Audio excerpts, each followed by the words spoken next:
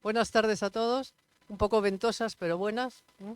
Bueno, concluimos hoy la actividad con la Delegación de Defensa, de la cual estamos encantadas por el éxito que tiene. Yo creo que es el quinto año, ¿no?, que hemos hecho pues, el ciclo este de Santander con la defensa y muy bien llevadas, por cierto, por Emiliano, que es el que representa a dicha delegación. Y entonces hoy tenemos ya la última, tan brillante me imagino como todas las que hemos tenido, y además muy interesante porque, no, eso seguro, porque es el Sahel y el otro sitio, el Magreb, es efectivamente, donde tenemos graves problemas como somos con la frontera, que es la frontera con España y en realidad con Europa, ¿verdad? Bueno, pues el ponente le va a presentar Emiliano, que conoce muy bien su actividad. Luego recordar que hay una serie de preguntas, las que ustedes deseen, y finalmente, pues hoy no vendemos libros porque últimamente, entonces hoy no hay libro y entonces admites las preguntas, ¿verdad? Sí. Bueno, pues nada, buenas noches, bienvenidos y encantados de tenerte. Muchas gracias, buenas tardes. Me gusta empezar diciendo, o solía empezar diciendo en otro tiempo que haciendo una petición, y era, hoy Carlos lo que nos va a contar es mucho más interesante que cualquier llamada que nos pueda entrar.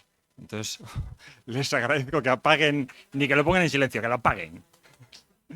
Nada. Bueno, pues comenzamos este ciclo de conferencias el 25 de septiembre, hace varias semanas, y entonces en la presentación hablamos de lo que era la cultura de defensa. De hecho, las conferencias se llaman así, Santander con la cultura de defensa, y me gustaría, para finalizar el ciclo, hacer una muy breve reflexión sobre por qué Santander está con la cultura de defensa. Y Santander está con la cultura de defensa, en primer lugar, pues porque estamos orgullosos de la historia de España y de la historia militar de España. Tal es así que, como todos ustedes saben, el escudo de Santander, la imagen principal, pues es una alegoría, recuerdo, evocación de 1248, la Torre del Oro de Sevilla, la historia de la Reconquista que duró 700 años. Estamos orgullosos de muchas cosas porque cuando España fue un imperio en el que no se ponía el sol, ese imperio estaba recorrido, estaba vertebrado por los caminos de la mar. Y esos caminos estaban mandados, organizados, patrullados por barcos que se hacían en la bahía de Santander, en el pueblo de Guarnizo. Dijo en una conferencia que tuvimos en este mismo sitio José Luis Casado Soto que el hecho de que España fuese la primera potencia mundial durante 2 siglos se debía a que estábamos en la vanguardia técnica y tecnológica, igual que sucede hoy en día, que los países más avanzados son los que mandan. Hasta ahora era Estados Unidos, probablemente sigue siendo Estados Unidos, pero ya está por ahí China y alguno más queriendo subirse. Entonces, esos barcos, esas baterías costeras, esas fortificaciones repartidas por varios continentes, estaban armados con la mejor tecnología. Eran los cañones que se fabricaban al otro lado de la bahía Santander, junto al río Miera, que desagua aquí en la bahía. Entonces, estamos orgullosos de personajes como algunos santanderinos, otros cántabros como Luis Vicente Velasco, como Pedro Velarde. Santander está con la cultura de defensa porque estamos orgullosos de nuestra historia. Pero además de la historia y del pasado, creemos en un presente y en un futuro común. Actualmente se habla mucho de particularidades, de lo que nos diferencia, y nosotros preferimos poner la intención y lo que más nos interesa es ese proyecto común forjado en siglos de historia que se llama España. Y ese proyecto común está vertebrado en varias cosas, en el idioma, en la cultura, en la tradición, en la religión, aunque pueda molestar. Y también hay un elemento que vertebra el territorio nacional porque está repartido por todo el territorio nacional, que son nuestras Fuerzas Armadas. Y por eso Santander está con la cultura de defensa. Entonces quiero terminar dando las gracias a Emiliano Blanco, coronel delegado de defensa, por estas conferencias que nos ha organizado por quinto año consecutivo, dándole la enhorabuena por la calidad que tienen. También a Asun, al Ateneo de Santander, porque nos abre las puertas de su casa y nos hace sentirnos como en casa. Y por supuesto a todos ustedes, porque sin ustedes esto no tenía ningún sentido. Les dejo con Emiliano, que va a presentar al conferenciante, y muchas gracias.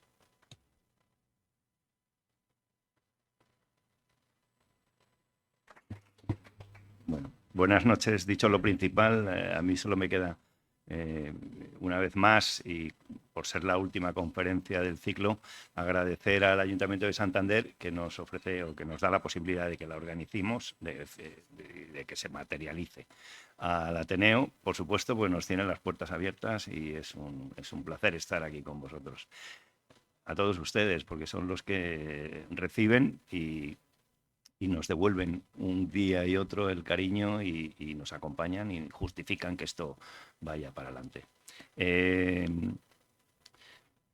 Presentaré a las autoridades militares también y civiles que nos arropáis. Voy a presentar al conferenciante.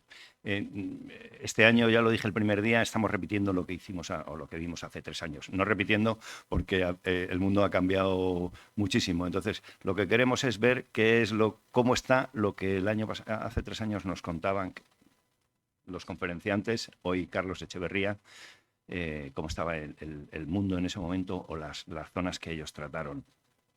Hemos visto ya el caos en el que estamos metidos, del que nos habló Florentino Portero, que afirmaba que lo único cierto que hay ahora mismo es que estamos en cambio permanente y que no hay ninguna referencia fija sobre la que establecer el origen de coordenadas de por dónde nos vamos a mover.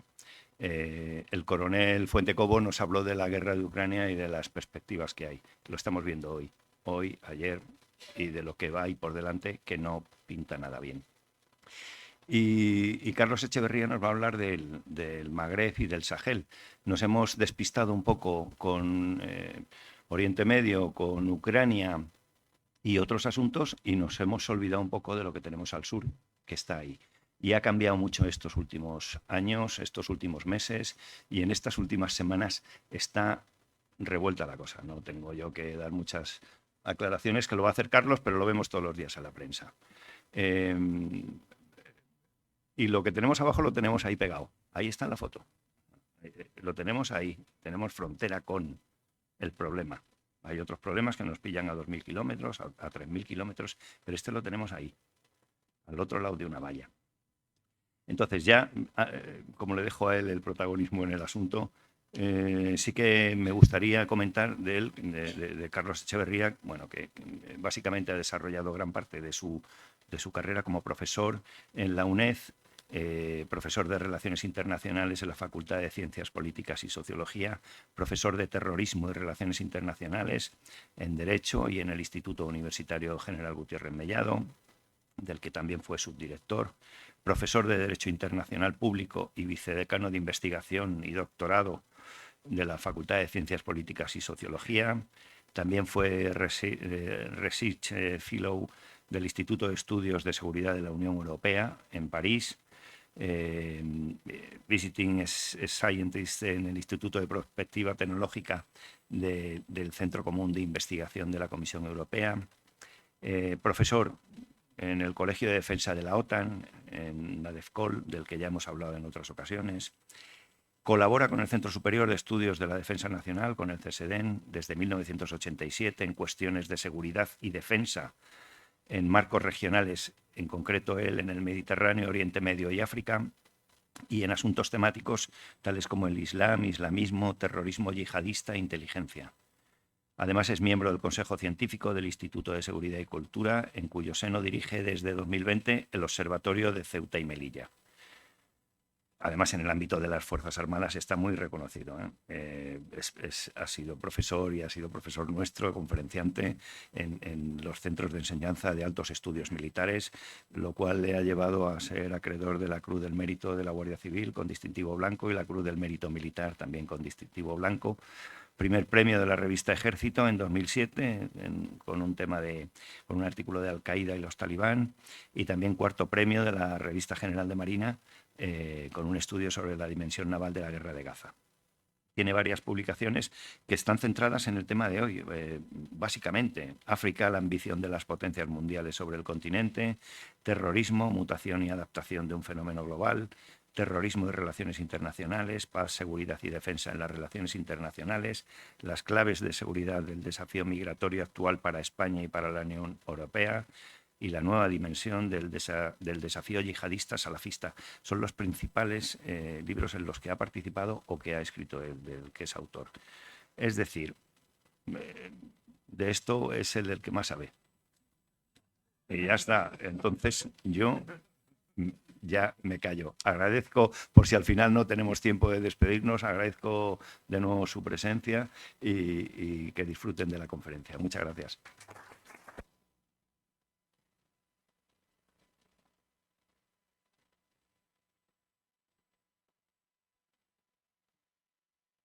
Muy buenas tardes. Después de tan generosa presentación, a ver si cumplo las expectativas que se han creado aquí en relación con mi humilde persona. En primer lugar, agradecer, no sé si por el orden correcto, pero voy a empezar por el Ateneo y por ASUM. Por supuesto, mi querido Emiliano, el Ayuntamiento, autoridades civiles, militares, señoras y señores, amigos todos. Y lo digo con toda sinceridad, porque lo que pretendo es, y además la responsabilidad es grande, porque es cerrar un círculo que ha sido muy brillante hasta ahora y que yo no tengo que terminar de malas maneras. Entonces, la reflexión común a la que les invito, yo voy a elaborar, ayudar a esa reflexión con análisis y con cartografía, y para que ustedes se ambienten y la segunda parte de la tarde, que será la más interesante, planteen las preguntas, reflexiones y yo trataré de responder lo mejor que pueda. En torno a una vecindad de España y de Europa, muy bien dicho, que empieza ahí, donde vemos en este mapa. Este mapa es muy importante, aunque es una obviedad, o uno cree que es una obviedad, moviéndose por el mundo, empezando por casa, te das cuenta que nunca está de más hacer esta pedagogía. El estrecho de Gibraltar todo el mundo sabe que existe, España y Marruecos todo el mundo sabe que existe, Europa y el Magreb, pero a la hora de llegar a estos detalles, los españoles tenemos que tener mucho cuidado, porque se impone la idea de que Marruecos está muy cerca de España, solo 14 kilómetros en la zona más angosta separan Marruecos de España, España de Marruecos, pero en realidad tenemos frontera terrestre con Marruecos, cosa que ellos no reconocen. Ellos siempre dicen, siempre que pueden, dicen que Marruecos no tiene frontera terrestre con España. Pero es una mentira, ¿no? Digámoslo así, es mentira. Hay frontera terrestre, dos ciudades autónomas, Ceuta y Melilla, es decir, donde hay población, y otros territorios que también son españoles y que también son limítrofes con Marruecos y que son tan importantes y tan valiosos, por pequeños que sean y desconocidos que sean, y que el desconocimiento de los mismos es dejación de soberanía y eso no nos lo podemos permitir. Bastante ha habido históricamente. Lo digo entre otras cosas porque son territorios que no están ni en los estatutos de autonomía de las ciudades que cumplen este año 30 años. 1995 se culminó el modelo autonómico, las 17 comunidades autónomas habían visto la luz antes y en 1995 se reparó en que había territorio nacional, Ceuta y Melilla, lo otro no se introdujo y eso no es bueno, y tampoco están en la Constitución. Pero ya digo, nunca es tarde y sobre todo la pedagogía es lo importante. Porque como decía el bueno del presidente Biden en la cumbre del Consejo Atlántico de junio de 2022, se acordarán que celebrada en Madrid, para muchos era el momento de introducir Ceuta y Melilla para que el artículo 5 cubriera. No se logró, entre otras cosas porque eso exigiría una reforma del Tratado de Washington. Es decir, no es algo que puede pedir un país y que los demás asienten y se introduce. Reformar un tratado es muy complicado y de ahí yo doy esa explicación. España no se lo ha planteado. No lo hizo en el momento de la adhesión, en el 82, y después han ido pasando cosas, pero no se ha Pero Biden dijo hasta el último centímetro cuadrado del territorio nacional de cualquier Estado miembro será defendido por la Alianza Atlántica. Pero claro, para eso cualquier Estado miembro, léase España, tiene que definir alto y claro cuál es su territorio. Por eso lo que estamos haciendo aquí es un escalón, ¿eh? Esa pedagogía de la ciudadanía que lleva en un país democrático a que las autoridades lo interioricen y lo transmitan. En un contexto de confusión en el que Marruecos, como veremos ahora, es muy hábil a la hora de transmitir sus intereses y de desinformar sobre los intereses de otros.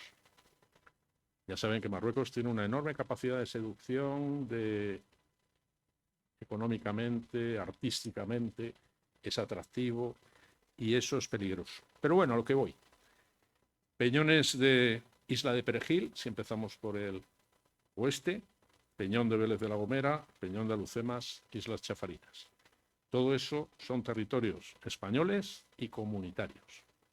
Y las fronteras exteriores que están en las vallas de Ceuta y Melilla son fronteras españolas y fronteras europeas. Y las ciudades autónomas son territorio europeo, territorio de derechos, territorio donde la igualdad hombre-mujer es una regla, en una frontera con un mundo donde ese aspecto, aparte de otros, puede considerarse cuestionado, ¿no? O al menos no es tan claro. Hasta el derecho medioambiental. Acuérdense de Peluso. ¿Se acuerdan de Peluso, de la foca monje? Bueno, pues dirán, este hombre viene un poco desnortado, nos está hablando de unas cosas que no esperábamos. No se preocupen que ahora vamos a lo importante. Les estoy introduciendo en ambiente de forma agradable, pero asentando lo que España tiene que tener bien marcado, que es su interés nacional, sus intereses, para que una vez España tenga una política clara en términos de política exterior, política de seguridad y defensa, capacidad de disuasión en relación con este mundo que ahora voy a analizar, una vez tenga eso claro y bien definido, si necesitáramos, y solo en esas circunstancias, es cuando nos tendríamos que plantear si la OTAN o incluso la Unión Europea nos podría echar una mano. Porque si hacemos lo que hacemos muchas veces los españoles, que es pensar primero en quienes nos pueden ayudar sin hacer nosotros el esfuerzo para defender lo nuestro y transmitir que tenemos la voluntad de defender lo nuestro, pues estarán ustedes de acuerdo conmigo que tenemos poca capacidad de convicción. Importante en esta transparencia también el distinguir lo que vemos singularizado en la orilla norte, que es Gibraltar, de lo que encontramos singularizado en la orilla sur. Lo digo porque no solo Marruecos, sino algunos despistados aquí en casa, a veces, viendo este mapa y sin conocer ni tener intención de conocer lo que están obligados a conocer como españoles, creen que hay una similitud entre Gibraltar, colonia, territorio no autónomo, y Ceuta y Melilla, que están al otro lado del estrecho. Hay una especie de anomalía geográfica. No, en geopolítica no hay anomalías geográficas. Los actores estatales que definen claramente sus intereses no tienen ningún problema, ningún pudor a la hora de defender supuestas anomalías geográficas. El Reino Unido reconoce que Gibraltar es un territorio no autónomo y a la vez actúa como el propietario, y no solo el propietario, sino el defensor frente a un aliado, es España, de este territorio, de forma desinhibida. Y nosotros, que no tenemos ningún problema jurídico porque es territorio nacional, Ceuta y Melilla hasta Perejil es territorio nacional, a veces, de cara a tener unas buenas relaciones con Marruecos, claudicamos, obviamos esto.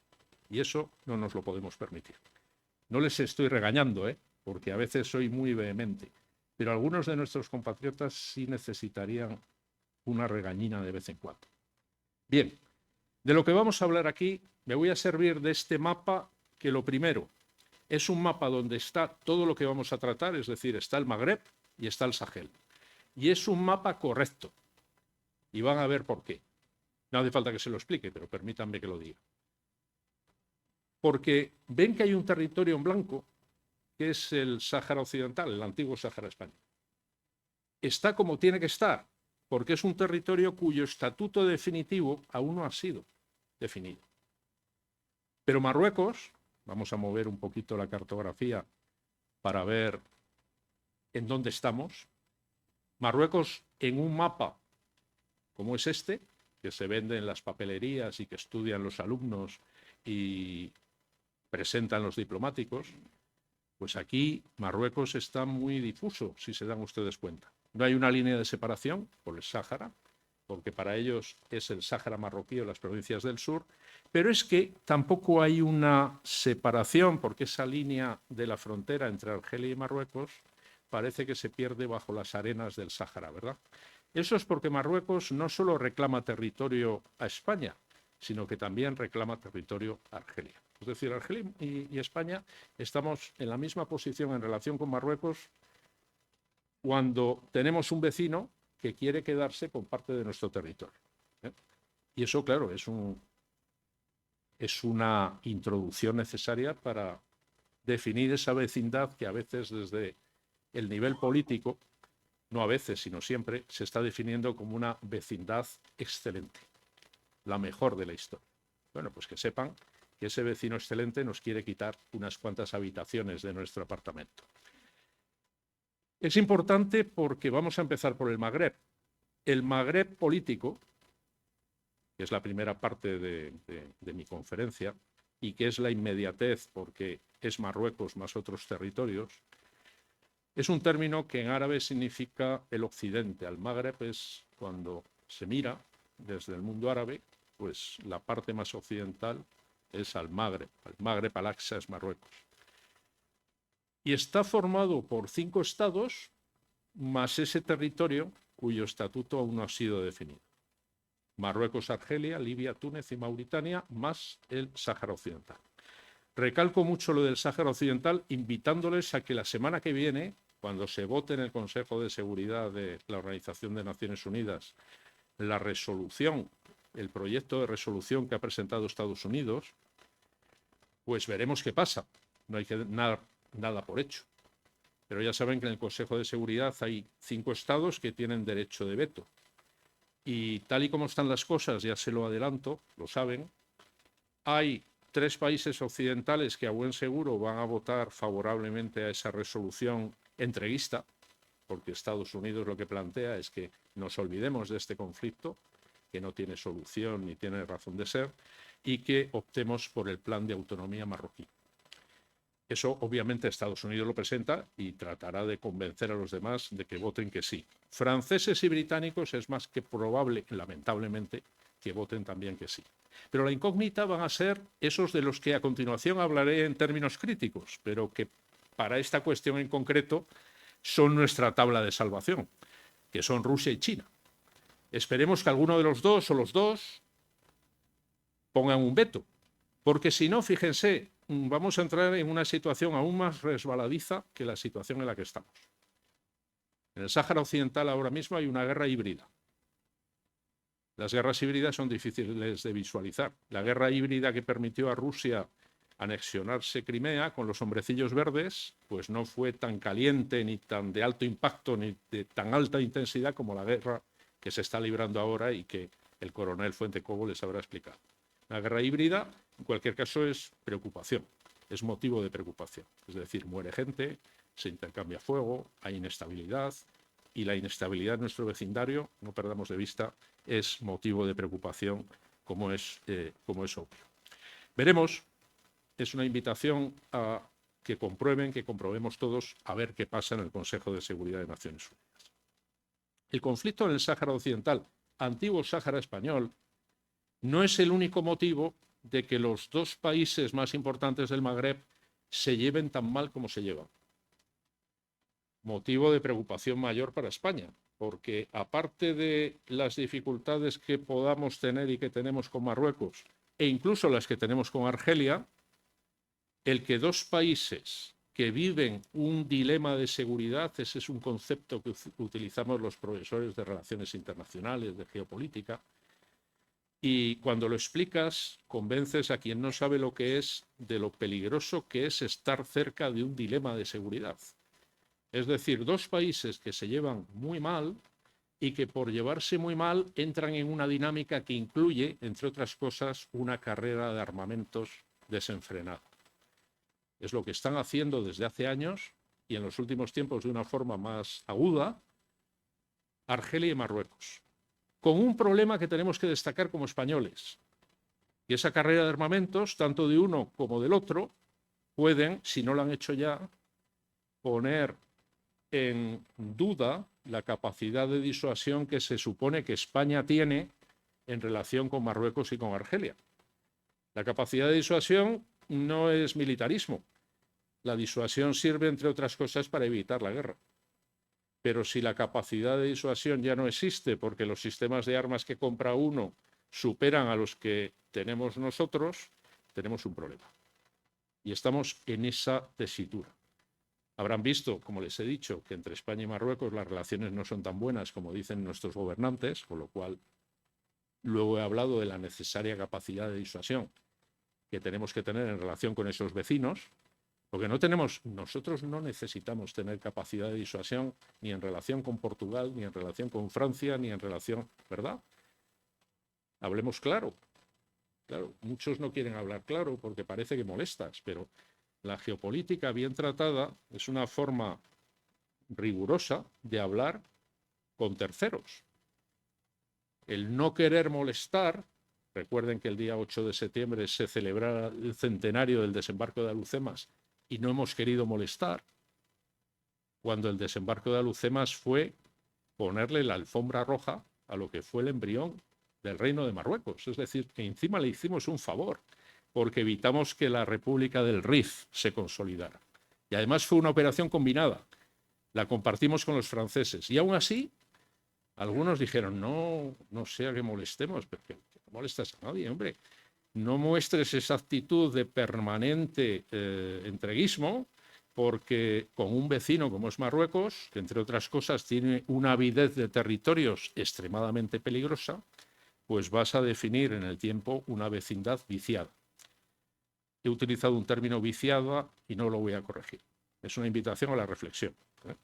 Y por supuesto, todo lo que estoy diciendo, con Marruecos se puede y se debe de tener una buena relación de vecindad, pero siempre que la otra parte respete mínimamente nuestros intereses.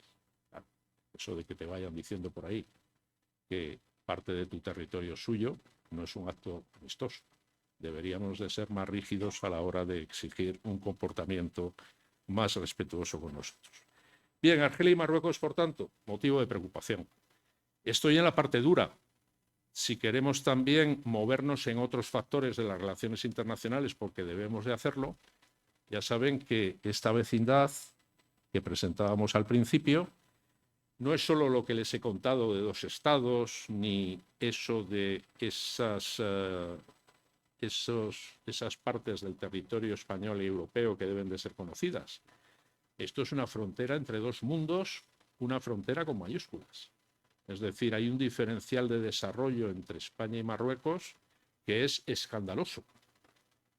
Y que por ser escandaloso, y que no es culpa nuestra de que sea así, cuidado también con eso, la vecindad también se ve viciada en términos de percepciones.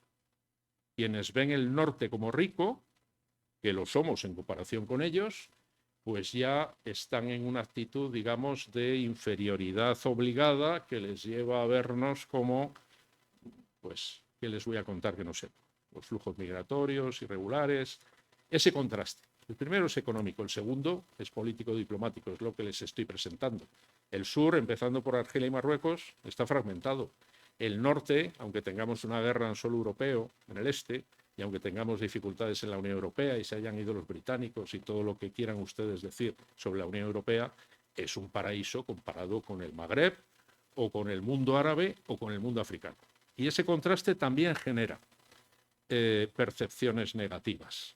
Se nos ve como arrogantes, como neocoloniales, como imperialistas, depende de cómo se monte el discurso y cómo la desinformación se alimente.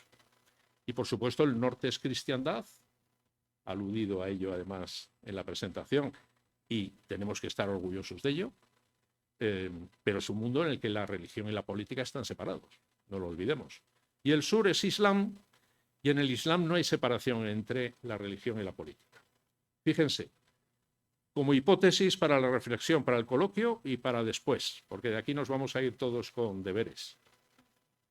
¿Por qué los manifestantes en Marruecos, que nos han sorprendido, esas movilizaciones, ha habido 3 muertos, que sepamos, ha habido un momento de interrupción esperando el discurso del rey, en esas protestas no se critica al rey, se critica al gobierno? Desde mi punto de vista es una falta de madurez, porque en un régimen como es el marroquí, que es una monarquía donde el rey reina y gobierna, si las cosas van mal, algo de responsabilidad tendrá el jefe del Estado, ¿verdad? Pero el jefe del Estado es descendiente del profeta. Y amigos míos, ahí ya la actitud política, la exigencia, la planificación de las protestas se ve coartada. Claro que importa la religión, y sobre todo cuando se entiende de esa manera y cuando el poder se ejerce apoyándose en distintas legitimidades, siendo probablemente la mayor de todas religiosa. Así que la responsabilidad política y todo eso no existe. Y el ciudadano marroquí no es tanto ciudadano como súbdito o incluso, si me apuran, hasta siervo. Y eso también es un contraste entre 2 mundos. Porque el nuestro afortunadamente es un mundo de libertad, es un mundo exigente, a veces es un mundo muy complicado, pero en cualquier caso es lo que debemos de preservar. Pero lo que tenemos al otro lado es lo que les acabo de decir. Y por supuesto esa frontera también es entre un mundo mayor en edad y un mundo extremadamente joven, con todo lo que eso implica en términos de exigencia. Tenemos una frontera, a mí muchas veces me lo preguntan, ¿y qué va a pasar? Bueno, aparte de que yo no tengo la bola de cristal, lo que está claro es que el futuro va a ser muy complicado para todos nosotros. ¿Por qué? Porque este continente como tal, y por supuesto esas subregiones de las que estoy hablando, que son el Magreb y el Sahel, crecen no solo a buen ritmo en población, sino que crecen a un ritmo desatado. Esto hay que decirlo además alto y claro. También hay quien dice, no, pero no digas eso porque es una injerencia. No, hay que decirlo. Sobre todo porque si las autoridades políticas de los países, estoy generalizando, en África hay rincones que funcionan, no se crean que todo es un ideal. Pero en lo que a nosotros respecta, nos tenemos que ocupar y preocupar por lo que funciona mal. Y si las autoridades políticas de estos estados, sean una monarquía como Marruecos, una república como Argelia, una república como Nigeria, no atienden a las necesidades de su población, que crece a ese ritmo, pues obviamente esa población se revuelve. Y como tenemos la proximidad geográfica, que es incluso frontera terrestre, y como a veces también ocurre que algún estado como es Marruecos, también lo hace Turquía, también lo hace Bielorrusia en relación con Polonia, utilizan los flujos migratorios irregulares, es decir, a los seres humanos, como munición para proyectar influencia y desestabilizar, pues el problema ven que se va agravando. Argelia crece cada año en 1 millón más de habitantes. Y eso que es un país que cuando lo vemos desde fuera con lo que hemos estudiado, decimos es una república socialista, han presumido de ser progresistas, nacionalistas, sí, pero son musulmanes y muy tradicionales en lo que respecta al tema familiar. Y por supuesto, aunque Argelia sea rica en macromagnitudes con sus hidrocarburos, ha habido periodos en la historia en los que se ha demostrado que no se ha gestionado bien esa riqueza porque ha habido revueltas y ha habido problemas importantes. Y ahora tenemos ya el flujo de los argelinos que nos vienen a un rincón de nuestra patria como es Baleares. Además, en un contexto que está viciado por, como recordarán, cuestiones relacionadas con el conflicto del Sáhara, con el reconocimiento de la fórmula de la autonomía, porque cuando nos metemos en cuestiones que afectan a ese dilema de seguridad y frustramos alguna de las partes, lo pagamos, como lo estamos pagando. Bien, pues el continente africano crece a tal ritmo, en términos de población, que de los 1.300 millones de habitantes que tiene hoy pasará a 2.500 millones de habitantes en 2050, pasado mañana. Insisto, no es un problema así, estamos hablando de seres humanos, de natalidad, pero también estamos hablando desde una atalaya geopolítica. La geopolítica, si te da algo, es la capacidad porque es un procedimiento que cuando lo interiorizas te da fortaleza en tus análisis, y siendo respetuoso en tu análisis, porque lo eres, no estás mancillando a nadie, pero estás poniendo sobre la mesa preocupaciones de ellos y nuestras. Ese Magreb, por tanto, aún estamos en el Magreb, vamos a pasar enseguida al Sahel, son contrastes entre los estados. Hay algunos que tienen poca población, aunque crezcan también a buen ritmo, pero es muy poca, irrisoria, si me permiten. Vamos a centrarnos un poco en Libia.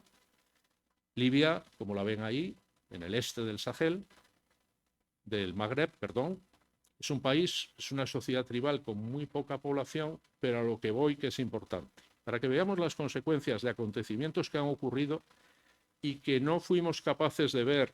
Insisto, no les estoy regañando a ustedes, estoy regañando a las autoridades del momento. Uno de ellos acaba de entrar en prisión, que es el expresidente Sarkozy.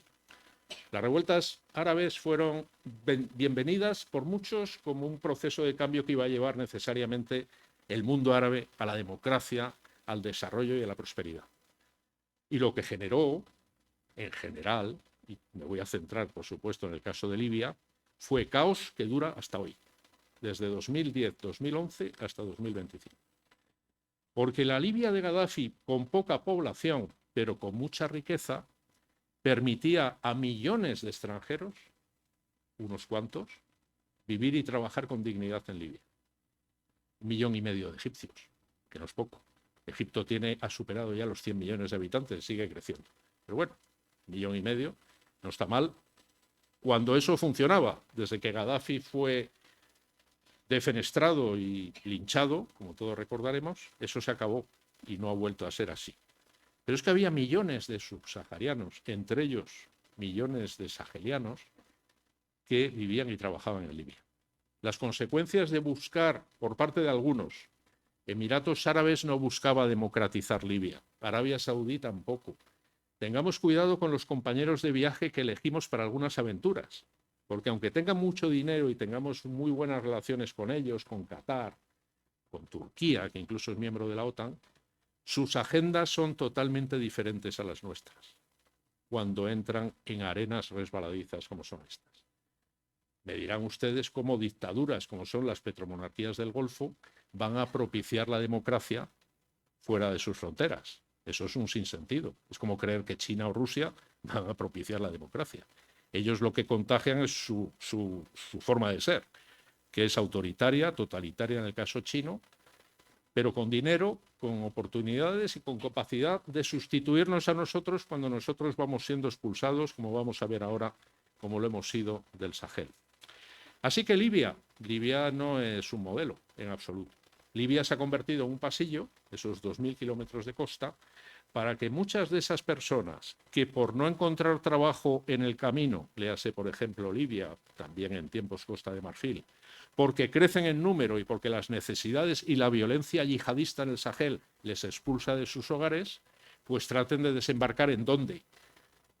La primera de las características generales de la frontera que les he dado. El norte económico frente al sur económico.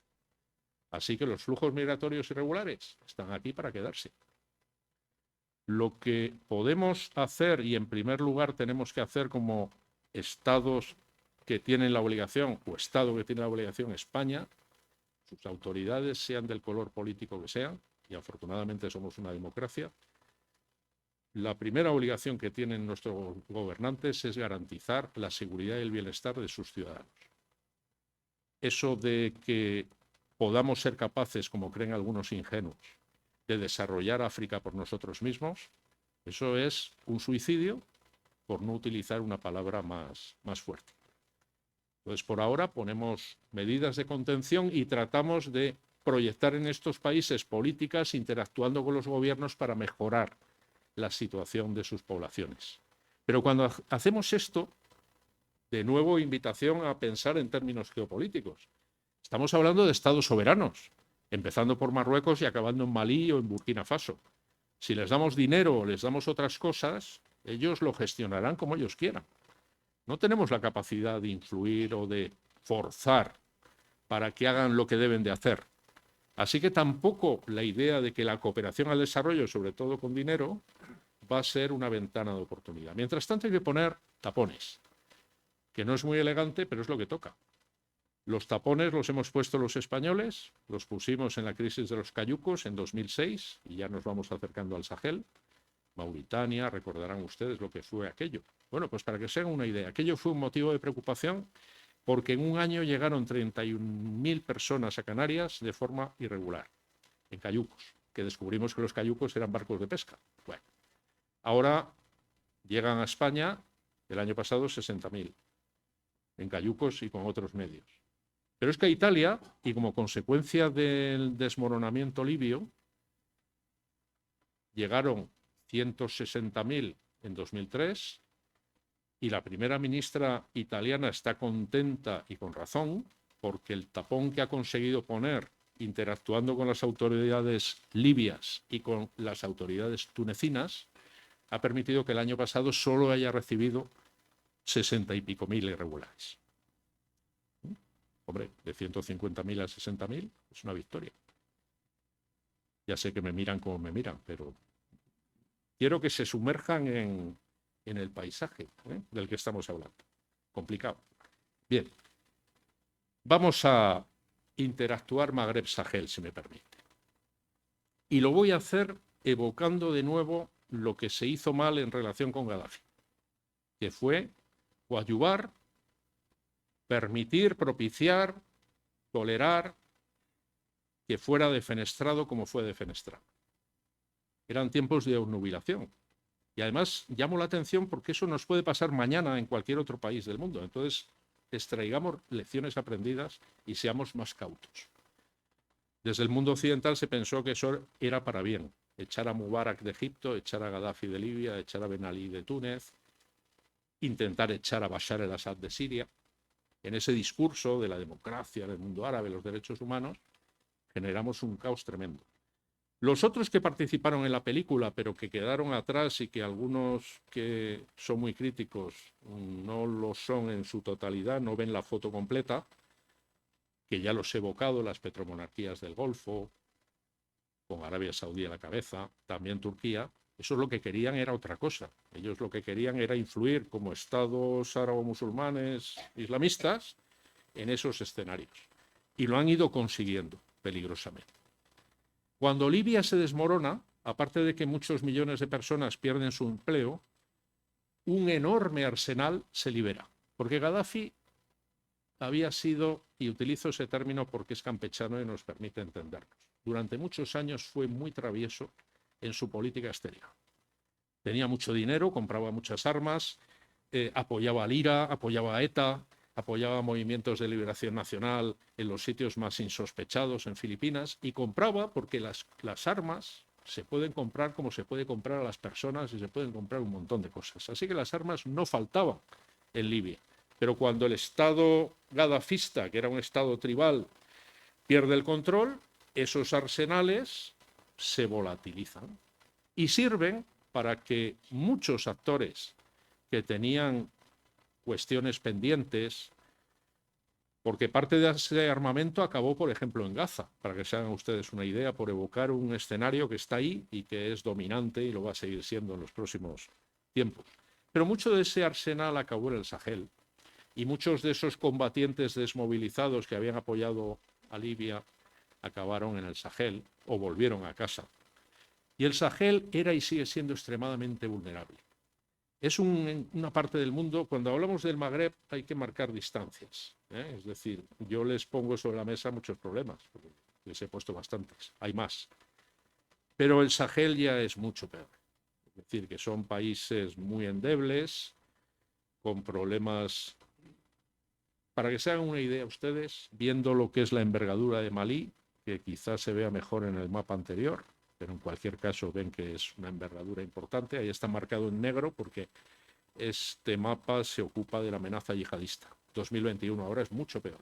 En este escenario africano, que es el Sahel y en otros rincones, la amenaza tanto de Al-Qaeda como del Estado Islámico es existencial. Es decir, generan dolor, muerte, inestabilidad en nuestras puertas. Bien, En Malí tenían 15.000 efectivos sus Fuerzas Armadas y solo un helicóptero operativo para patrullar, digamos, ese territorio. Parece una broma, ¿verdad? No. Ahora no es que esté mucho mejor, después del tiempo en el que hemos estado nosotros entrenándoles, apoyándoles, y ahora que están los rusos y otros actores, tampoco los rusos están consiguiendo que eso mejore. Es una enorme extensión de territorio con problemas importantes endógenos, norte-sur, en el norte los tuareg, que es un pueblo sin Estado y que por tanto hay que encontrarlos en Níger, en Malí, en Argelia, en Túnez, en Mauritania, en Malí. Y sobre todo había yihadistas que habían creado ya en el norte de Malí una especie de santuario durante todos esos años en los que el terrorismo yihadista azotó sobre todo a Argelia, pero también a otros países del Magreb. Cuando Malí empieza a desmoronarse aún más de lo que estaba, es decir, cuando el problema se convierte en un problema de seguridad humana, seguridad política, seguridad militar, que es a lo largo del año 2012, el gobierno maliense, antes de sucumbir ante el avance hacia el sur, hacia Bamako, de los yihadistas, que iban a hacerse con el control de todo el país, pidió ayuda al único que podía tener la voluntad política, el material, la disponibilidad de ayudar, que fue Francia. Francia no entró allí por intereses espurios neocoloniales, fue porque en aplicación de un acuerdo de defensa se le pidió ayuda. Para resumir, porque estoy quemando mucho tiempo del que debe de ser tiempo de interacción con ustedes. A día de hoy, es decir, desde 2012 hasta el otoño de 2025, ha habido en Malí y en el resto de los países del Sahel una convergencia de actores con buenas intenciones, entre ellos nosotros, que hemos aportado medios militares, hemos aportado herramientas diplomáticas, hemos aportado cooperación al desarrollo, hemos hecho un montón de cosas. Y al final hemos salido derrotados y hemos sido expulsados de ese escenario, que además pasa de ser solo un escenario estatal, que es Malí, 2013, a partir de 2014 hay que incluir, los franceses tienen que cambiar la misión, la operación Serval que habían enviado para frenar en seco el avance de los yihadistas y pasan a una operación Berkane con más medios para ocuparse de más estados, porque la hidra de los yihadistas no solo no había sido derrotada, sino que se había expandido a más países. Por eso cuando hablamos del Sahel hablamos de Malí, pero hablamos también de Burkina Faso, de Níger, de Chad y de Mauritania. Bueno, ahí para que se hagan una idea de la cintura que tenemos, que es una cintura muy pequeña y que con la evolución de los acontecimientos que se han visto en este ciclo y que el profesor Florentino Portero y el coronel Ignacio Fuente y ahora yo les estoy explicando, pues ven desde el punto de vista de los países occidentales, supuestamente fuertes, cómo no hemos siendo capaces, no hemos podido gestionar en estos años estas situaciones y estos desafíos de seguridad. Pero no solo los franceses han sido expulsados, no solo Estados Unidos ha sido expulsado de Níger. Estados Unidos, la superpotencia, fueron expulsados el año pasado de 2 bases donde tenían drones de inteligencia y drones armados, tanto en la capital Niamey como en Agadez en el norte, que cuando menos les daban inteligencia y capacidad de actuación en escenarios tan exigentes como siguen siendo el sur de Libia o incluso, si me apuran, el Cuerno de África. Han sido expulsados. Estados Unidos ha sido expulsado. Francia ha sido expulsada. Y en términos de legitimidad internacional, una de las mayores misiones de las Naciones Unidas, la MINUSMA, para la estabilización de Malí, con 15.000 efectivos, fue expulsada también de mala manera, como cuando le expulsan a uno de algún sitio, de ese escenario. Es decir, es un escenario en el que en 10 años, y debido a esa desestabilización que vino del norte, del Magreb, porque se alteró el statu quo en forma que ya no se podía gestionar aquello, y empiezan a venir actores foráneos y los actores internos hostiles los grupos yihadistas no hacían sino crecer y siguen creciendo a día de hoy, pues en esos 10 años hemos visto nuestro fracaso en un escenario en el que para conectar esta conferencia con las otras estamos siendo sustituidos por esas potencias revisionistas que tanto nos preocupan, empezando por Rusia. Rusia, primero a través de una compañía militar privada, Wagner, que luego pasa a llamarse eufemísticamente Africa Corps, nos ha sustituido y también está siendo derrotado. Los yihadistas cometen verdaderas carnicerías con los rusos.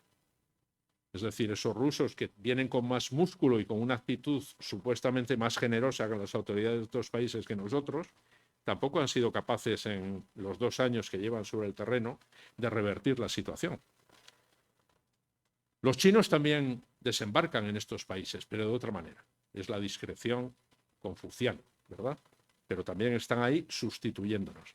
Y también nos sustituyen los turcos, los iraníes, los emiratíes, los cataríes, los saudíes, los kuwaitíes, etc.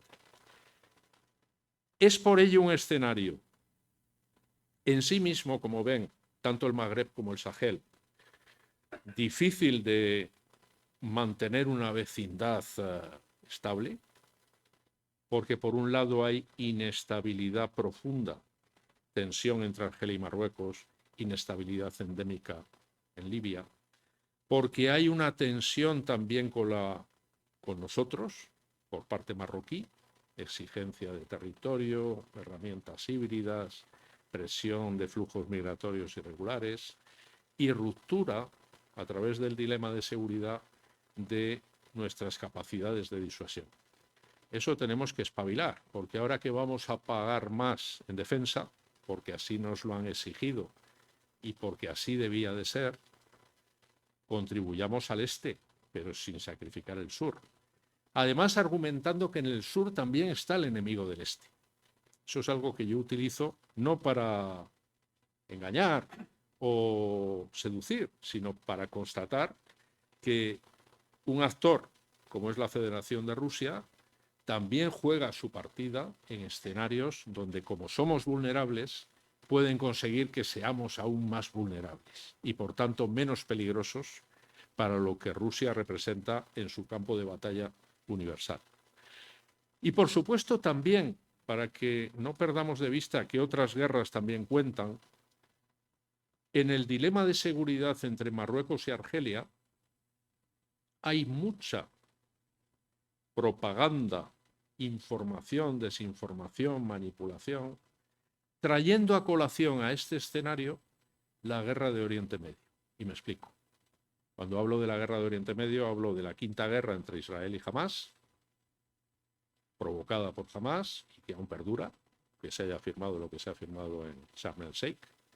El conflicto no está resuelto, pero en la etapa que va entre octubre de 2023 hasta la actualidad, recuerden que la guerra se extiende a otros teatros. Se libra la segunda guerra con Hezbollah en suelo libanés, se libra parte de ese conflicto con los hutíes de Yemen, con las milicias proiraníes iraquíes y, lo que es aún peor, un enfrentamiento directo entre dos estados que, aunque duró 12 días, es la primera vez que se produce, que es la guerra entre Israel e Irán.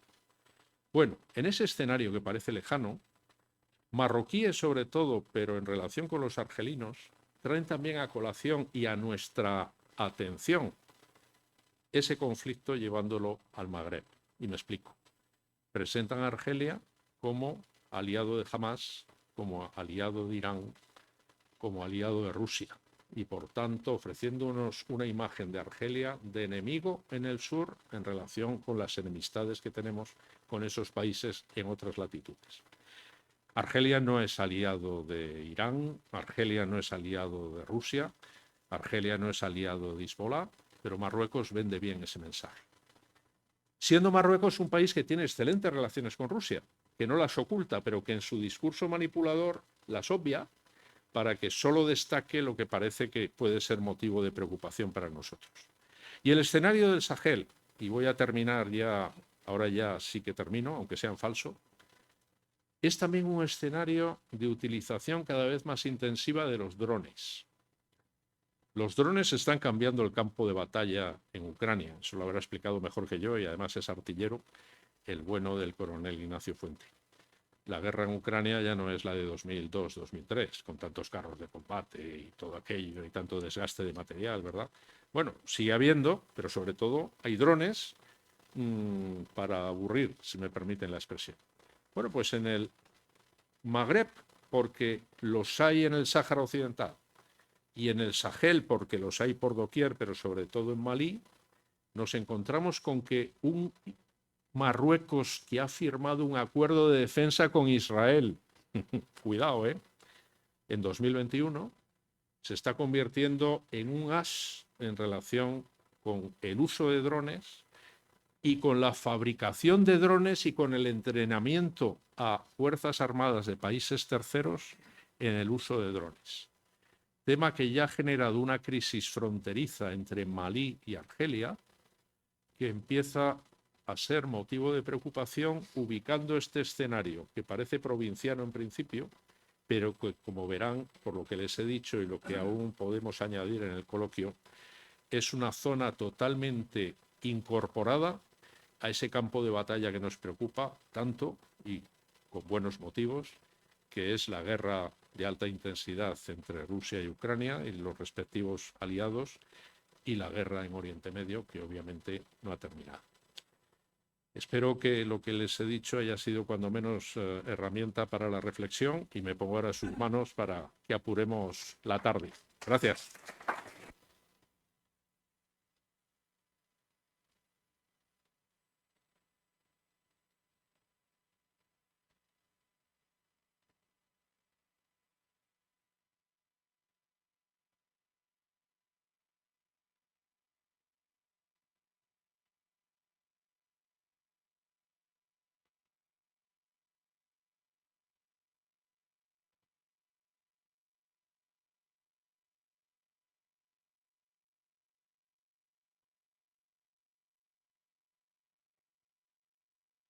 Sí, buenas tardes, muchas gracias por su conferencia.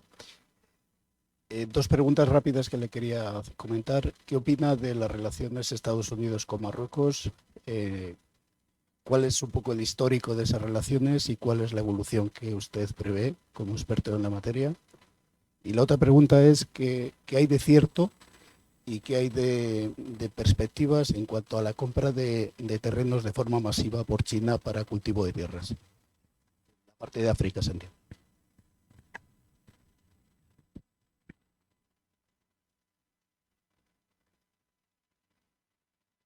Pues muchas gracias por las dos preguntas que nos permiten profundizar en comportamientos. Ha hecho muy bien en aludir a dónde están las raíces históricas de las relaciones entre Estados Unidos y Marruecos.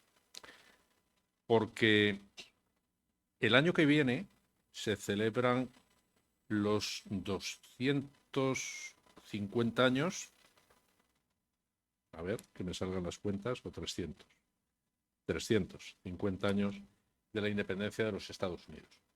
Y Marruecos, como viene haciendo tradicionalmente, levantará la mano y dirá, fuimos el primer Estado, eso no es verdad, no era un Estado moderno, pero sí es verdad que en diciembre del 1777 el sultán de Marruecos dio un paso en relación con los Estados Unidos. Marruecos dice, nos reconoció y fueron los primeros. No. Lo que hizo, es verdad, en ese momento, el sultán fue dar una serie de facilidades a barcos estadounidenses en aguas del Atlántico para actividades comerciales y de otro tipo. En el listado que aparece en los archivos históricos de los Estados Unidos hay otros actores de la época que reconocieron antes a Estados Unidos como Estado independiente. Entre ellos nosotros, el Reino de España, pero también el Reino de Francia. Bueno, pero ellos, en ese juego de seducción y de continuo, que lo hacen muy bien, hay que descubrirse ante ellos, han convencido al mundo de que fueron los, y sobre todo a Estados Unidos, de que fueron los primeros. Y los estadounidenses estarán de acuerdo conmigo, da igual que sea Trump, Obama o Bush.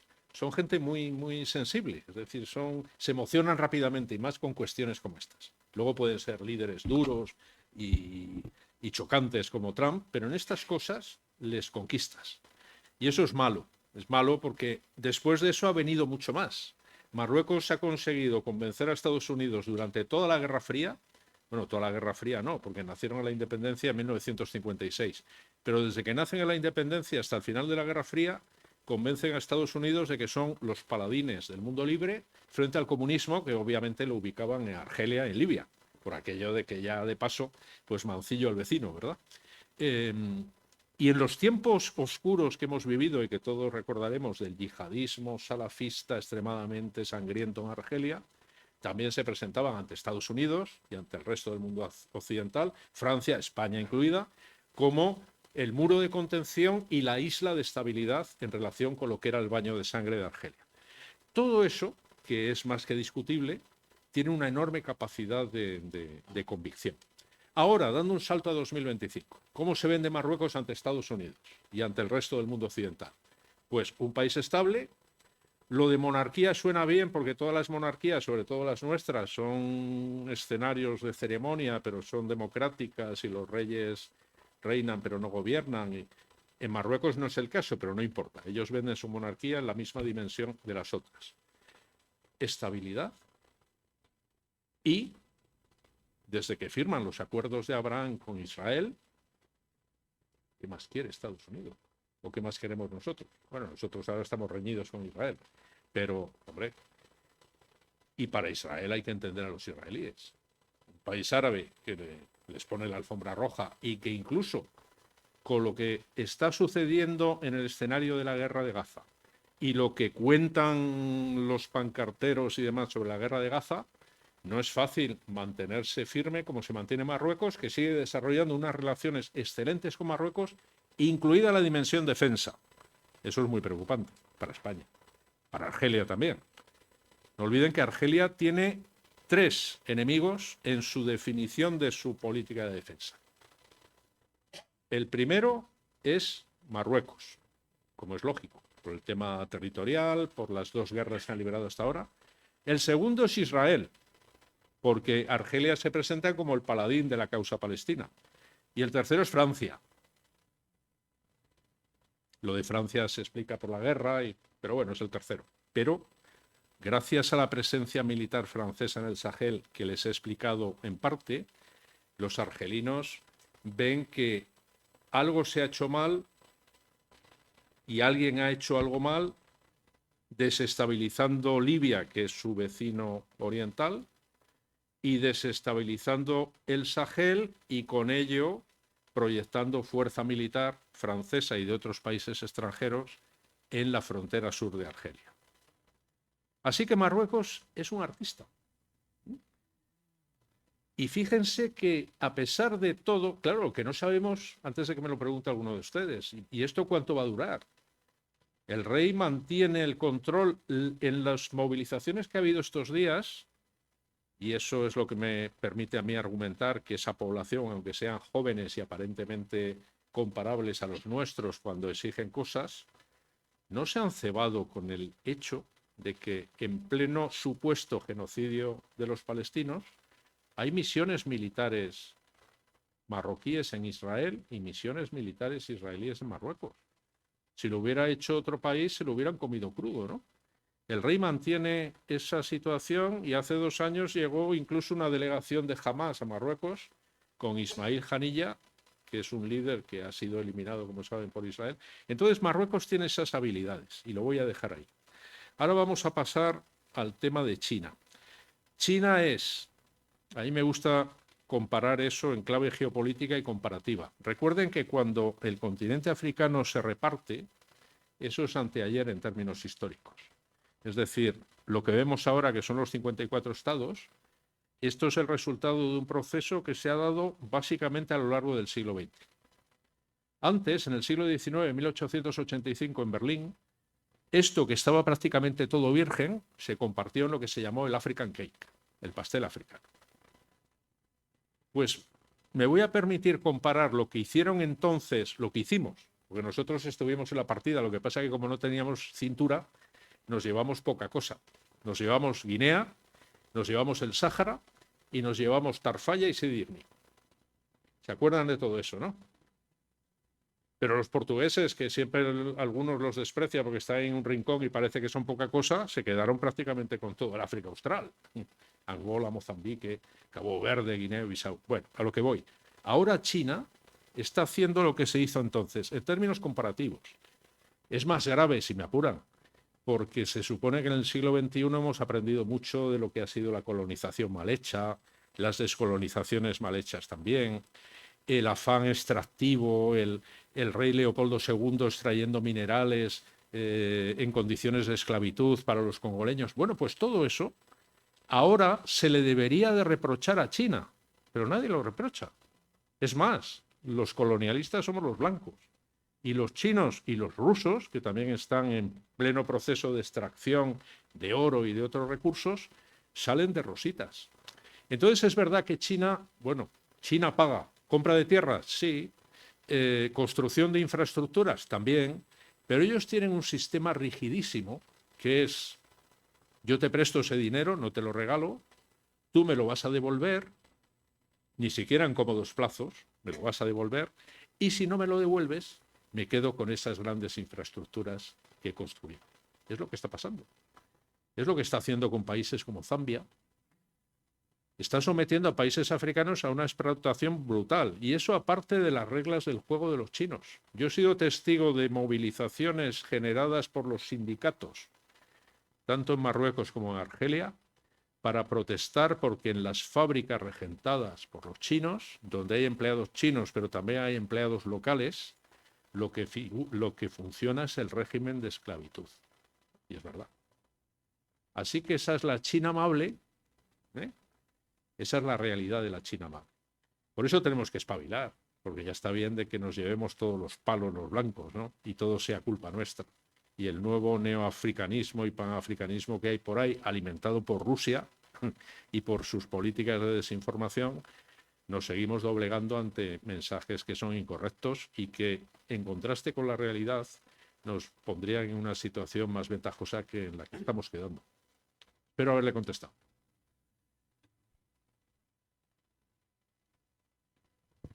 Sí, buenas tardes. Yo quisiera comentar varias cosas. Por un lado, menos mal que aquí en España no hay consejerías de defensa, porque si no, a lo mejor se habrían transferido. Y a saber cómo estaría la situación a nivel territorial, ¿no? Yo quisiera comentar que no sé si que a nivel histórico estamos viendo un proceso de crecimiento de la población de estos países y en nuestro caso un proceso de envejecimiento y decrepitud. Y de hecho se están produciendo ahí manifestaciones, enfrentamientos ya casi en formato guerra civil, pues en Reino Unido, en Francia, quizás los veamos también en España. No sé hasta qué punto esto será comparable a lo que sucedió con la caída del Imperio Romano y la entrada de los bárbaros germánicos, ¿no? No sé hasta qué punto estamos viviendo ese proceso y sea inevitable. Y de hecho me llama la atención que los que estamos aquí, la mayoría somos mayores de 50 años.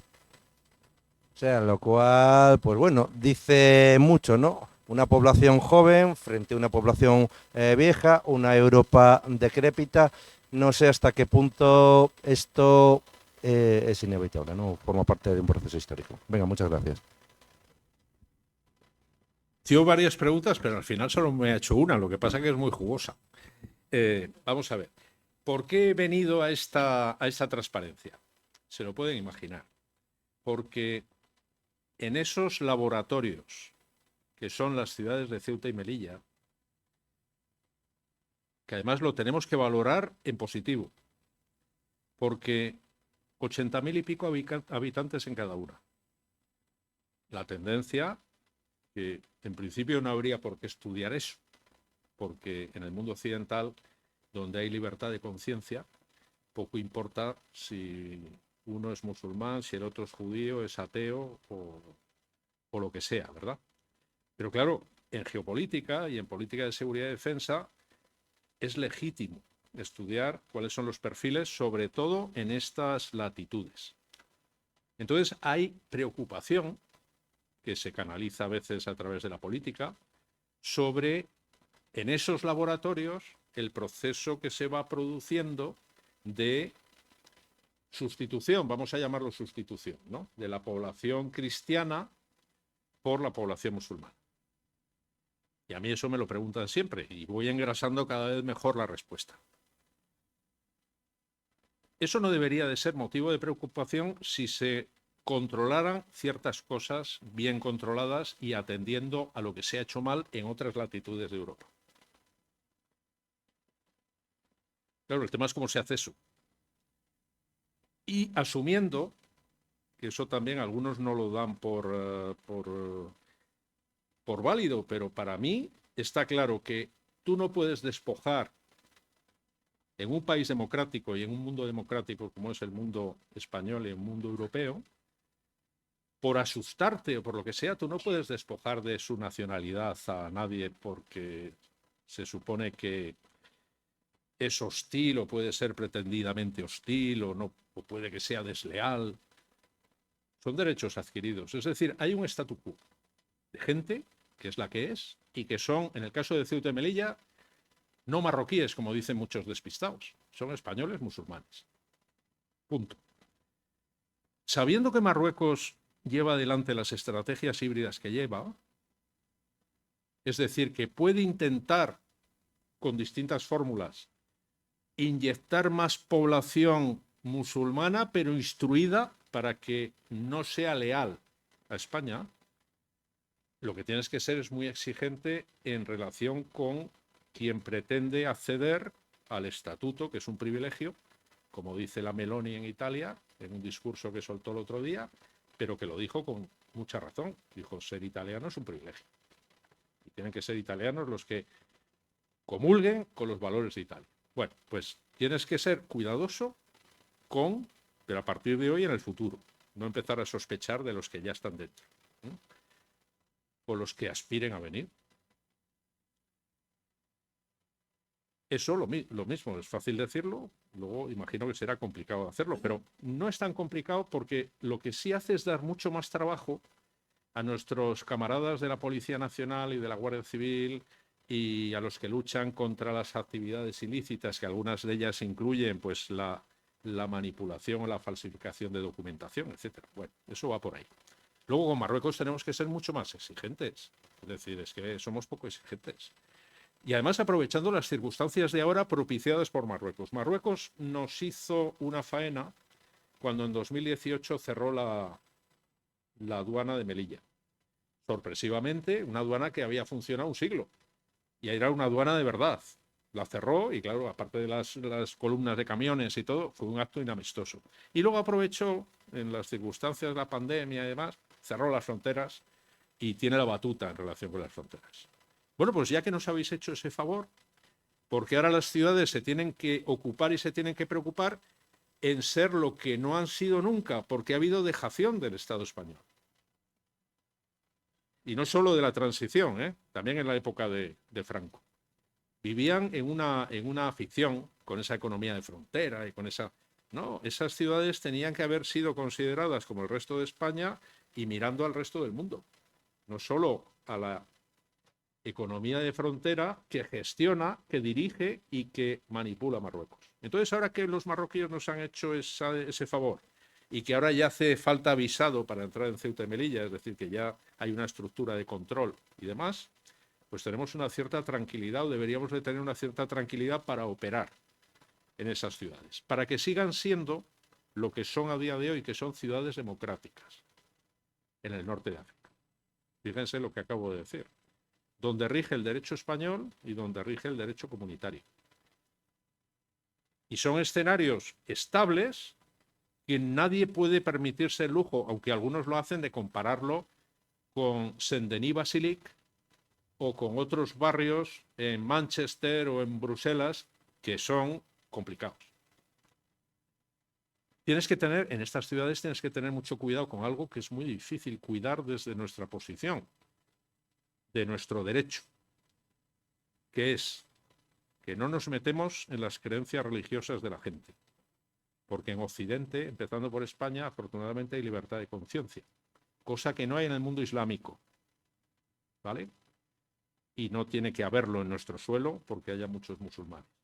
Pero los musulmanes españoles, nacionales, regularizados, etcétera, tenemos que gestionarlo, aunque no sea propio nuestro el gestionar el factor religioso, y es muy difícil, por lo que voy a decir, tenemos que gestionar el mensaje que se transmite. Los franceses fracasan, los británicos fracasan, los belgas fracasan. Nosotros vamos a fracasar también. Es que es muy complicado esto. Es que un no musulmán no puede predicar el Islam a un musulmán. Entonces tienes que beber de las fuentes que te ofrecen credibilidad. Y esto pasa, además, fíjense, fuera de las prisiones y dentro de las prisiones. Te lo digo también porque el mundo carcelario es un microcosmos donde este tema lo estamos tratando. Tenemos un curso en la UNED sobre esto. Es muy complicado. Claro, porque ¿quién te entra a predicar y qué te dice además? Porque el Islam no se comunica en euskera o en castellano o en francés. El Islam en árabe, que es la lengua en la que fue revelado el Corán. Y Marruecos, aquí de nuevo, tiene la sartén por el mango, porque nos dice, yo tengo los mejores imames, los formo en la escuela de Rabat. Son lo más moderado que hay y lo más... Bueno, lo dirás tú. Pero en cualquier caso, incluso si es verdad lo que me estás diciendo, para nosotros el problema es añadido, y eso no pasa en Francia. Porque lo que van a inocular esos imames supuestamente moderados, pero marroquíes pro-marroquíes, es el secesionismo, es la separación, es la asimilación. Y nos dicen, bueno, como ven que sospechamos, porque no somos tontos, dicen, bueno, pues si no quieres los míos, quédate con los salafistas que pululan por ahí, ¿no? Y que predican. Es una tesitura complicada. Pero claro, hay que tratarla con mucho cuidado, porque aquí además hay muchas sensibilidades. Yo lo que les estoy contando ahora, igual alguien está escuchando y dice, este es islamófobo. Pues no, al contrario, soy todo lo contrario a un islamófobo. Pero hay gente que en cuanto oyen algo que parece que es crítico, ya van a por ti, ¿no?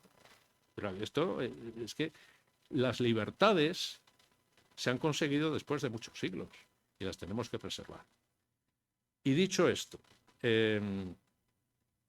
fíjense, cuando alguien se pone muy tonto con estos temas y dice, no, hay que deportar, esto no puede ser, hay que revertir, pues a lo que decíamos antes, lo que decía usted antes.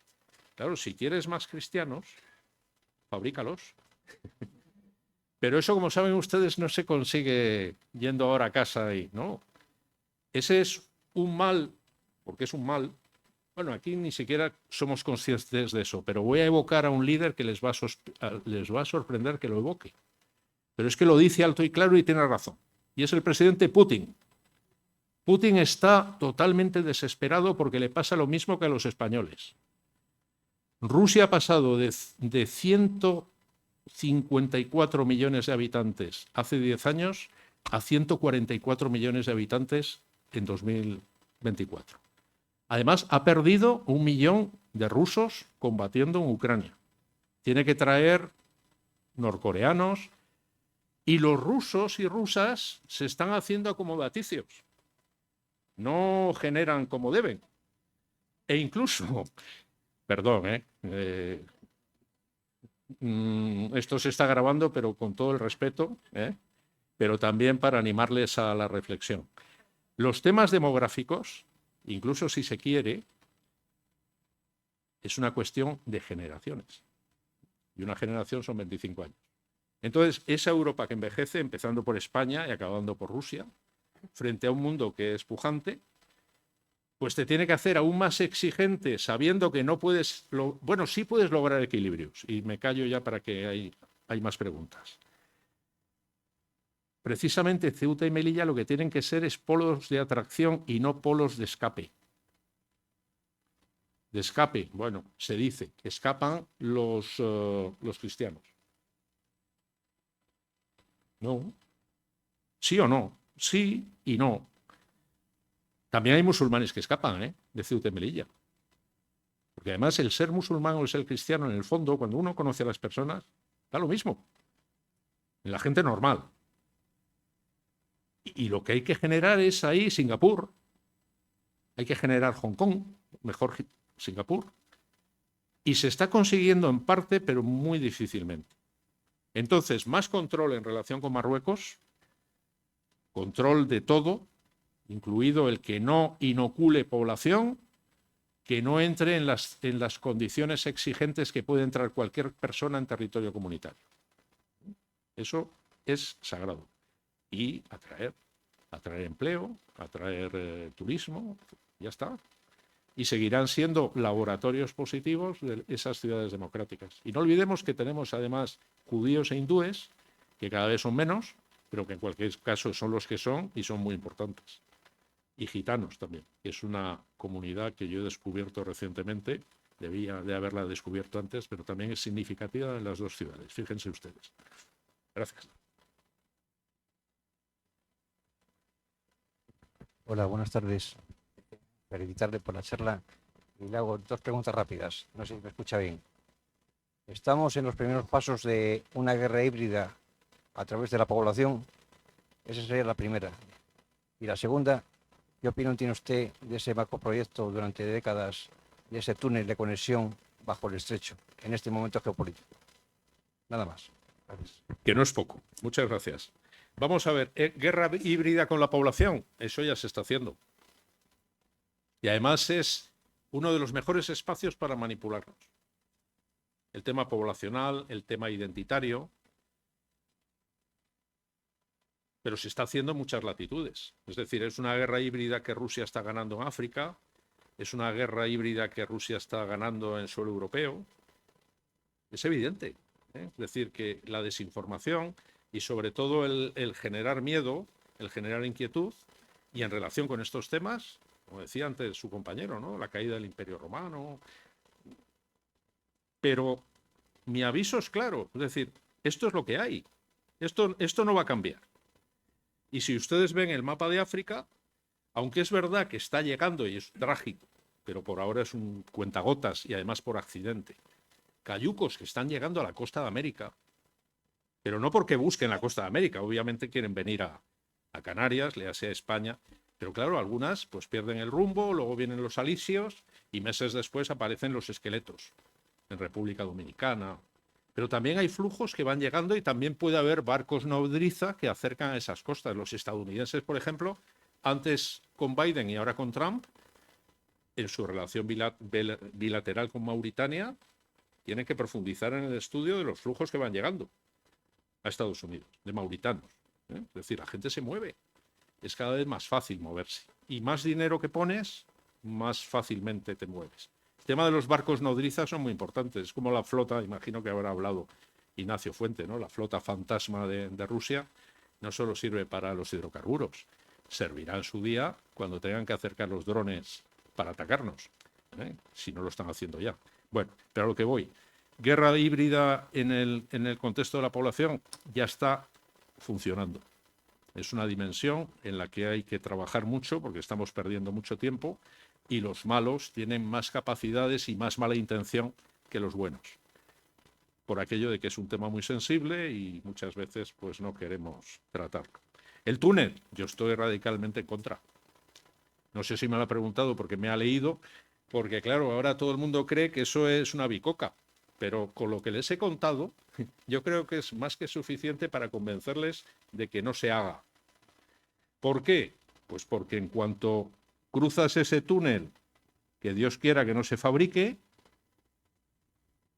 la única ventaja es para los que vienen de abajo. Si tienes una frontera con Argelia cerrada que no se va a abrir, lo dijo el otro día el presidente Tebboune, pero no hace falta que lo diga. La tensión entre Argelia y Marruecos es cada vez más grande. Entonces, la ventana de oportunidad para acceder a África, no solo a Marruecos, sino al continente africano, sería Marruecos, Argelia. No es necesario. Es un gasto faraónico con una utilidad más que discutible. Pero ¿cuál es el problema? Como siempre, el dinero. Como se está inyectando mucho dinero en las primeras fases, que son los planes de factibilidad, los estudios. Claro, y hay mucha gente que a mí cuando me oye dice, que alguien lo calle, ¿no? Porque nos estropea el negocio. Pero hay que ver, en una obra como esas, el negocio no es la construcción y demás, es el día después. Y el día después, indudablemente, no ofrece ninguna ventana de oportunidad. Salvo que te eches en brazos de Marruecos. Porque Marruecos lo que plantea, son listísimos, es darle acceso al mar a los países del Sahel, abrirlos al Atlántico, pero claro, ¿cómo lo hace? De una forma ilegal e ilegítima, a través del puerto de Dakhla, del antiguo Villa Cisneros, dando por hecho que un territorio no autónomo, que es el Sáhara Occidental, es ya marroquí y va a ser marroquí, violentando el derecho internacional, uno de los pilares que debería de ser de nuestro comportamiento en la vida y en la política. Pero incluso si me apuran con eso, el túnel seguiría siendo de escaso interés. Pero me alegro de que me lo haya preguntado porque he podido elaborar un poco. Ahora denle ustedes a la reflexión y sobre todo, si les he convencido, a diseminar ese mensaje. Porque vamos a tirar un montón de dinero haciendo eso. A mí me gustaría preguntar qué ocurriría si España no mantiene una actitud rígida hacia Marruecos, porque yo, bueno, personalmente por ahora no creo que lo esté llevando a cabo. Entonces, ¿qué sería la posible respuesta? ¿Qué sería lo que ocurriría en España si no ocurre un cambio rápido en la actitud que tiene hacia Marruecos y pone o más asertivo o es más rígido? Y luego también de lo que has hablado de las medidas de contención, no hasta cuándo serán esas medidas de contención, pero qué otras posibles soluciones también se le podría dar. Y luego a mí también me preocupa mucho pues la expansión yihadista y también, pues claro, al ver que tantos países han intervenido y no se ha llegado a solucionar nada, tanto los rusos como los españoles, como los franceses, entonces, ¿cuáles serían igual alguna otra forma de intentar solucionar o por lo menos minimizar la expansión yihadista? Muchas gracias. Muchas gracias a usted. Bueno, varias preguntas y todas de enorme calado. Vamos a ver, más rigidez. Hombre, si no hay rigidez, es decir, si no se controla la frontera, si no se es exigente con Marruecos, que utiliza, por ejemplo, los flujos migratorios como estrategias y herramientas híbridas, pues claro, pues poco a poco irás perdiendo el control de todo, empezando por las ciudades autónomas. Por eso hay que empezar por ahí. Tenemos esa ventaja, pero esa invitación a ser rápidos y eficaces en el control de las fronteras. Porque el control de las fronteras es una obligación del Estado. Es verdad que hay quien ve en ese planteamiento pues algo insolidario. No, no es insolidario. Se puede ser solidario, pero la prioridad es tu país. Y si me apura, me tiene que apurar, es también la Unión Europea. Por eso es muy importante que la Unión Europea se implique en esto. Siempre que, claro, España le deje implicarse. Pues si España le dice al resto de los miembros de la Unión Europea que no hace falta Frontex y que pues no, tampoco van a forzar la máquina. ¿Me explico? Eso va también en la actitud de nuestros gobernantes. Pero la actitud de nuestros gobernantes la podemos influir. Quiero creer que en un país democrático pues algo podemos hacer, ¿no? Entonces hay que ser exigente. En relación con las medidas de contención, bueno, está hilvanado, si he entendido bien, la primera y la segunda pregunta están relacionadas.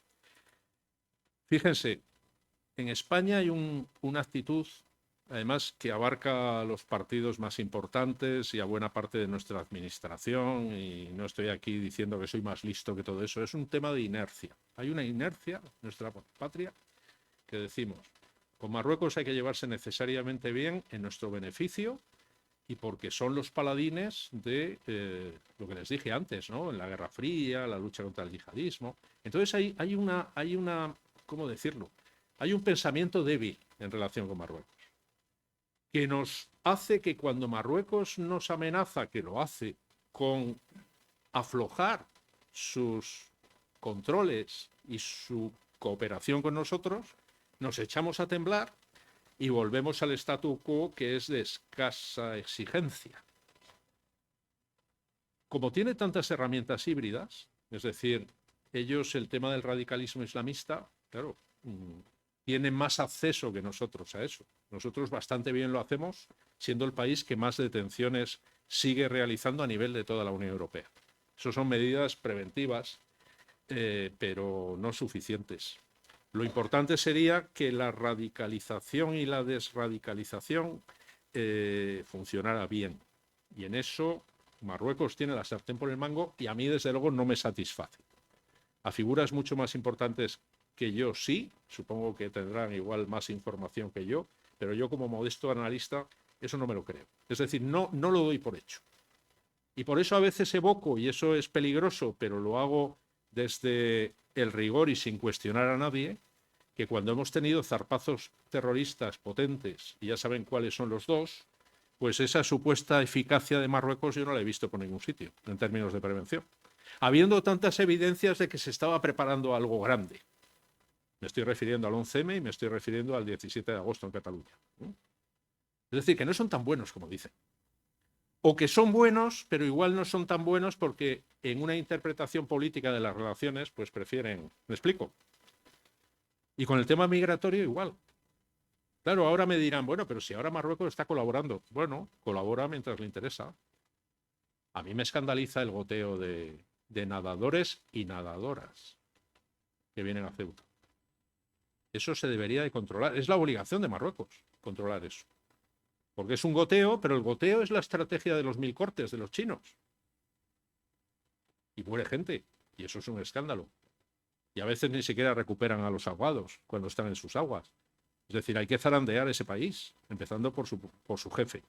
Porque eso no es musulmán, hacer eso. Igual que hay gota a gota, de pronto un día te mete a 12.000 personas en Ceuta. Y si lo ha hecho una vez, lo puede hacer mañana otra vez. Porque además te da a entender que lo puede hacer. Y que lo hará si procede. Claro que hay que ser exigente con un país así y ponerle en evidencia en Bruselas. Primero nosotros en Madrid y en Ceuta y Melilla, pero en paralelo en Bruselas. Y además en Bruselas les puedes meter miedo tú a los marroquíes, no ellos a ti. Porque puedes decir, mira, como a ti te interesa tanto los protocolos financieros, ¿verdad? Y vender los tomates cherry y demás, pues mira, si quieres, pues igual te corto todo eso, porque tengo la capacidad de cortarte todo eso y a ver qué haces. Pero no tenemos ese estilo. Pero no lo tenemos nosotros, los británicos lo harían, y los franceses. ¿Qué pasa? ¿Que somos menos democráticos o más democráticos que los franceses y los británicos? Eso. Bueno, y lo otro que me ha preguntado, el tema del Sahel. Claro, ¿cómo se combate? Vamos a ver, el yihadismo es una amenaza existencial. Es decir, que eso lo mejor que podemos hacer es reducir la amenaza trabajando en distintos frentes, pero con más eficacia y más eficiencia.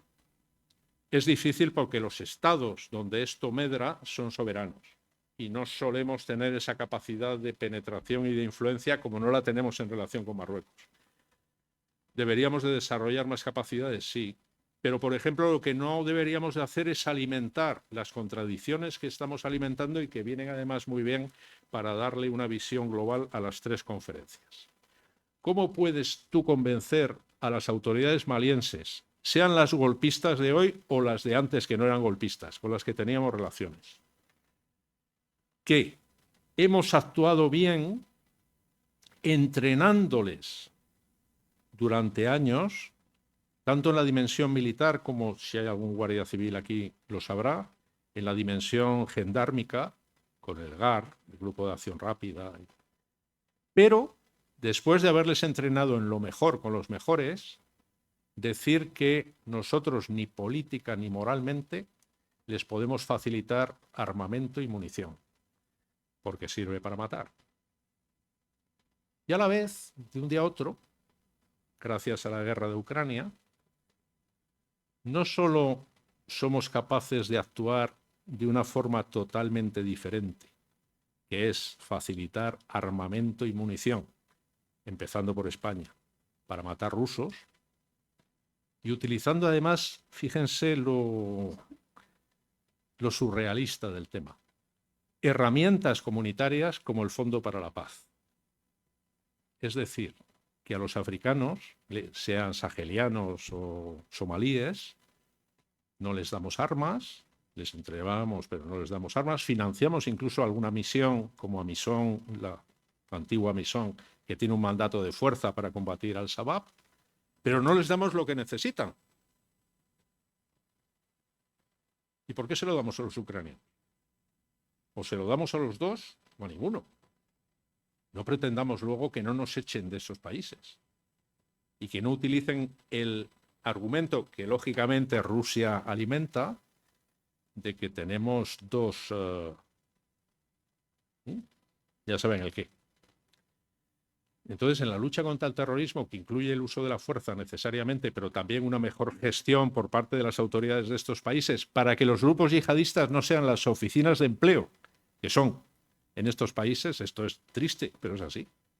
Los yihadistas dan trabajo y armas y permiten que la gente se case y tenga propiedades. Y no es el Estado el que lo hace. Lo que le quiero decir con ello, sin caer en el fatalismo, claro, no, eso no toca, no podemos perder. Pero es muy difícil ganar. Ahora bien, hay que ponérselo más difícil al enemigo, para que el enemigo no gane. Venga, la última. Hombre, venga. Muchas gracias, Carlos, por tu conferencia. Me quedo con el dilema, ¿cómo has dicho? ¿Dilema? El dilema de seguridad. El dilema de seguridad. Argelia, Eso. Marruecos. Bueno, sabes que desde hace muchos años nos conocemos y mi preocupación siempre ha sido el yihadismo, ¿no? No cabe duda de que el yihadismo en todo el Sahel está alimentado, potenciado, etcétera, etcétera, por tanto Daesh como Al-Qaeda. Mi pregunta es un poco de bola de cristal, ¿no? ¿Podemos pensar, aunque los objetivos son diferentes, las estrategias son diferentes de uno y de otro, pero podríamos pensar en que en algún momento Al-Qaeda y Daesh se unan? Bueno, ha habido aproximaciones tácticas, igual que a veces se enfrentan, pero no es previsible que se unan. Pero no uniéndose, ya bastante motivo de preocupación son. Los que llevan la voz cantante en la parte más occidental del Sahel, es decir, en el occidente de Malí, con influencia creciente hacia Mauritania y Senegal, es Al-Qaeda, es el grupo de apoyo al Islam y a los musulmanes. Pero el Estado Islámico es enormemente potente en la zona del lago Chad. Claro, porque además hemos cometido diversos errores. Hemos dado por hecho que habíamos derrotado a esos grupos, cosa que no es cierta, y sobre todo, lo más importante, no somos capaces de derrotar la ideología, que es el combustible. Y la ideología es muy difícil derrotarla desde, digamos que, posiciones no musulmanas. Tú no puedes influir en... Es lo que dije antes, en prisión no puedes llevar a un imán de Albacete. Bueno, si es un musulmán de Albacete, sí, pero si es uno que se ha echado un diploma y que va a contarles... Estoy vulgarizando la respuesta, pero... Y a la hora de gestionar las perversiones del Islam, nos damos de bruces con actores no estatales, pero también a veces con actores estatales. Es decir, nosotros no tenemos control sobre lo que transmite Qatar o Emiratos Árabes Unidos. Interactuamos con ellos porque nos ponen mucho dinero y financian nuestros equipos de fútbol y nuestros hijos pues pueden medrar en su trabajo gracias a esos países o trabajar en Abu Dhabi, pero no perdamos de vista que son países que nos hacen verdaderas jugarretas por detrás en lo que respecta a esto. Así que es un tema difícil. Denunciarlo no es poco. Y poner en dificultades a quienes apoyan eso, igual que poner en dificultades la diseminación de esa propaganda. Es decir, aquí lo último, no se lleven ustedes, por supuesto, de esta conferencia y menos del ciclo, además si se llevan eso no me invitan más, un mensaje derrotista, que va mostrando las complejidades del tema, podemos empezar a trabajar de una forma más eficaz y eficiente. Meter la cabeza debajo del ala es lo último. Ni en términos de relación entre estados, ni para tratar estos temas transversales que son tan complicados. Sea la diseminación yihadista, o sea cómo gestionar dos mundos en el que uno crece tanto en población y otro decrece tanto en población. Bueno, pues sabiendo qué es lo que hay y que no lo podemos revertir, aunque queramos por vías, pues, políticas, y nuestros políticos que trabajen. Más de lo que trabaja, No estoy criticando a los políticos, lo que pasa es que tienen una tarea muy fuerte, muy exigente, y debería unir más que dividir. Y pensemos que las divisiones en estos temas las están alimentando intereses espurios en términos de desinformación, porque van a nuestras sensibilidades que muchas veces son irracionales. Así que tenemos que ser muy exigentes, fríos pero rigurosos, no dejarnos engañar y seguir trabajando con ilusión. Venga. Carlos, pues muchas gracias.